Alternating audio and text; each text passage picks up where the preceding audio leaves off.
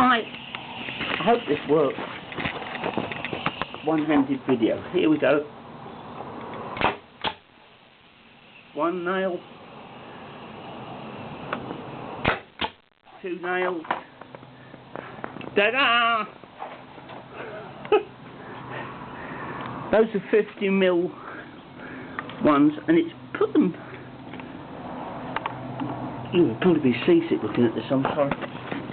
It's put them practically all the way in, which isn't bad. Haven't got too much pressure on it. Never like running them over too much pressure. And I always put a little bit of... Oops. Good, where are we? And I always put a little bit of air tool oil or compressor oil, just 2 or 3 little drops just down the inlet before I use it. That way it keeps the piston nice and lubricated. Hope this is all good. Take care. Have fun. Da da da dun da dun dun.